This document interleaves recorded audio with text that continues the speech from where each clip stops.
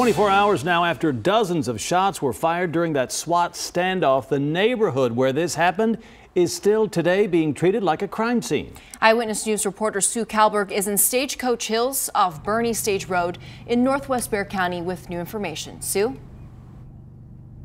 As you can see, the road is still blocked off. The people who live in the 9200 block of Saddle Trail, they can come and go at will, but through traffic is still shut down. So we have a lot of new information. Let's start with the most important thing, the elderly woman who didn't make it out alive.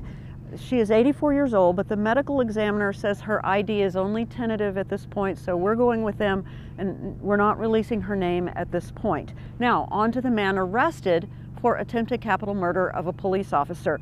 He is 60-year-old Fernando Macias. We don't have a mugshot of him yet because at last check he was still at University Hospital being treated for the injuries he sustained during this ordeal. Now, even though the road is still closed, there are people who live directly across from the house in a very tight valley, and they say that they will never forget watching this shootout go down. They were calling him by name. Correct, Fernando. Fernando, please think of your mom, come outside, lay down. Benny Hopper says he listened to negotiators for hours trying to lure the gunman into surrendering. The curtains were drawn and closed, and then he opened them, and then he would be standing there, yes.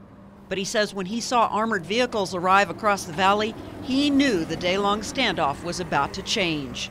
I said, they are bringing the big guns in now. Sitting safely in his yard, several hundred yards away, he picked up binoculars. It got where they were really shooting back and forth, lots of gunfire. Sheriff Javier Salazar said so many shots were fired during this exchange, it has taken hours to process this complicated scene. I can't say enough about our sheriff and the way everything was handled down there.